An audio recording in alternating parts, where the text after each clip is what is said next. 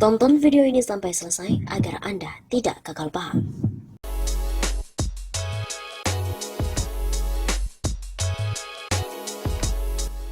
Halo Sobat 651 Safa, kembali lagi bersama dengan kami untuk mengulas fakta-fakta perpolitikan yang terjadi di tanah air. Berita kali ini datang dari parpol pendukung Jokowi, di mana mereka mendominasi kasus korupsi. Gerbong parpol pendukung Presiden Jokowi mendominasi kasus korupsi. Antara 2014 dan 2017 dari 31 kasus korupsi, parpol 22 diantaranya sumbangan koalisi parpol pendukung Presiden Jokowi. Demikian Ketua Dewan Pengurus ID Abdurrahman Syekh Bakar dalam artikel berjudul Parpol, Politik, Kriminal, dan Otoritarianisme Korup Rezim Jokowi. Kata Abdurrahman, pada 2018, 21 kepala daerah terjaring operasi tangkap tangan atau OTT KPK, dan hampir seluruhnya berasal dari barisan parpol pendukung pemerintah. 8 kader PDIP, 5 kader Golkar, 2 Nasdem, 1 Perindo, dan 1 Partai Nasional Aceh. Sisanya dari parpol non-koalisi Jokowi yaitu 2 kader PAN dan 1 berkarya. Sementara Bupati Pak Barat, Sumatera Utara, kader Partai Demokrat, mendeklarasikan dukungannya kepada Jokowi pada Pilpres 2019 tidak lama berselang sebelum ditangkap oleh KPK.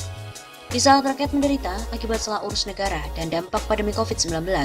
Para koruptor dan parpol malah berpesta pora menjarah uang negara. Sebut saja korupsi bansos oleh ex-Mensos Juliari Batubara, Wakil Bendahara Umum PDIP yang memotong hampir 40% dari 6,28 triliun rupiah total anggaran bansos sembako Jabodetabek.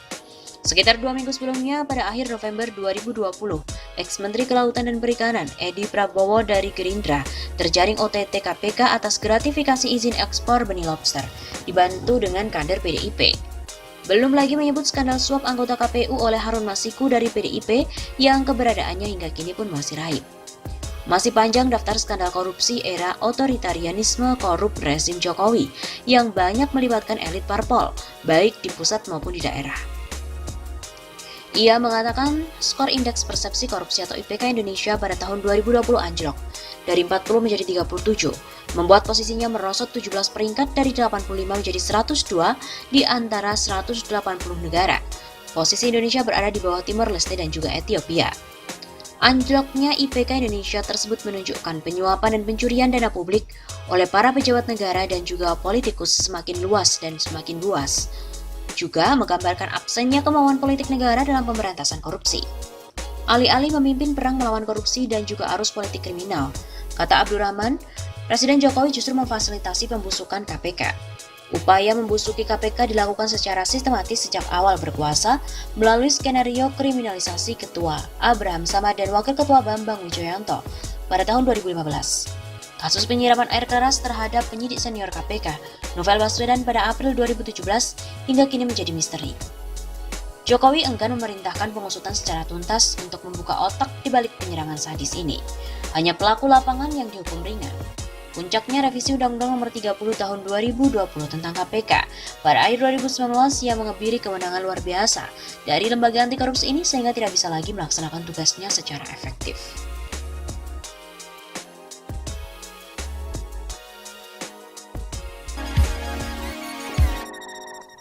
Politikus PDIP terima duit 1,5 miliar dan juga 2 Brompton. KPK telah melaksanakan rekonstruksi pengadaan bantuan sosial untuk wilayah Jabodetabek 2020 di mana digelar pada hari Senin 1 Februari kemarin di gedung KPK Lama Jakarta Selatan.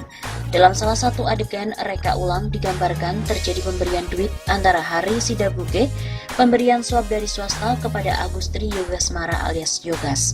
Yogas diketahui merupakan senior asisten Vice President Bank Muamalat Indonesia. Di tak nama yang menempel pada sosok Yogas, dituliskan ia adalah operator dari Ihsan Yunus, politikus PDIP. Dalam reka adegan itu, Hari Sidabuke digambarkan memberikan duit sebesar 1,53 miliar kepada Yogas. Hal ini terjadi di dalam mobil di Jalan Salemba Raya pada Juni 2020 yang lalu. Dalam reka adegan selanjutnya digambarkan kembali pertemuan antara Hari dan Yogas pada November 2020 dan kali ini pertemuan dilakukan di PT Mandala Hamonangan Sude.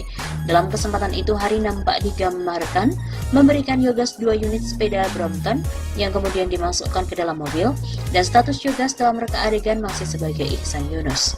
Ini bukan satu-satunya nama Ihsan Yunus yang muncul dalam reka adegan. Di awal reka adegan digambarkan Ihsan Yunus juga bertemu dengan Syafii Nasution, di mana diketahui merupakan Direktur Perlindungan Sosial Korban Bencana Alam, Kementerian Sosial. Pertemuan terjadi pada Februari 2020. Dalam rekonstruksi tersebut, nampak Adi Wahyono dengan rompi tahanannya juga hadir.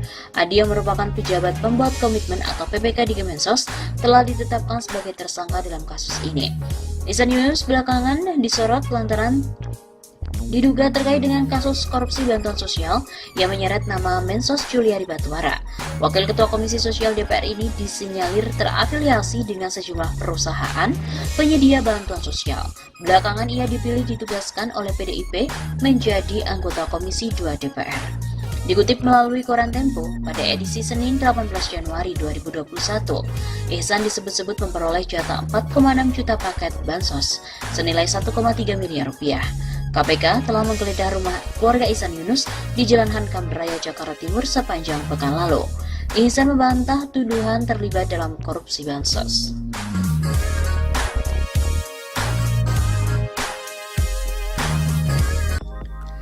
Saat pandemi, proyek 80 triliun rupiah tetap dilelang.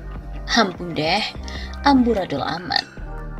Mantan Menteri Keuangan Rizal Ramli menyoroti lelang proyek infrastruktur senilai 80 triliun rupiah yang tetap jalan di masa pandemi corona atau COVID-19.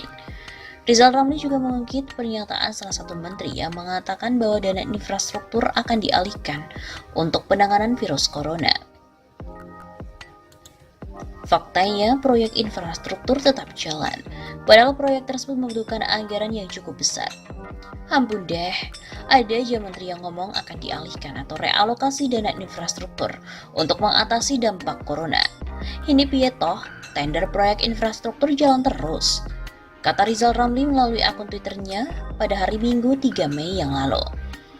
Ia mengkritik koordinasi di antara para menteri Jokowi yang dianggapnya amburadul, termasuk Menteri PUPR Basuki Hadimulyono.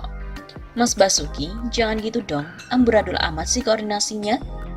Begitu kata Rizal Ramli.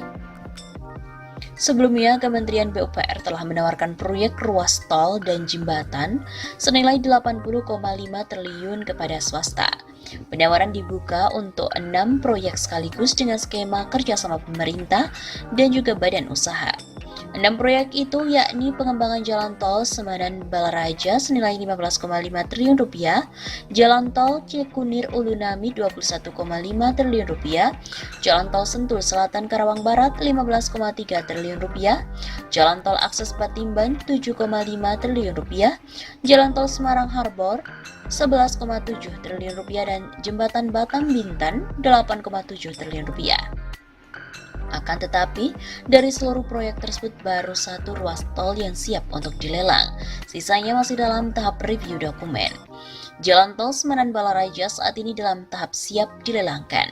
Begitu kata Direktur Perumusan Kebijakan dan Evaluasi Ditjen Pembiayaan Infrastruktur PUPR Heri Trisaputra Zuna dalam acara Market Sounding pada hari Kamis 30 April yang lalu. Menteri PUPR Basuki Hadimulyono memastikan proses lelang proyek ini bakal terus berjalan sesuai dengan jadwal yang sudah ditetapkan meskipun terhimpit virus corona. Katanya tak akan menunggu setelah pandemi baru mulai, tapi dari sekarang sudah mulai persiapan. Untuk setelah pandemi mudah-mudahan bisa berlangsung kerjanya. Begitu kata Basuki dalam telekonferensi penyelenggaraan market sounding.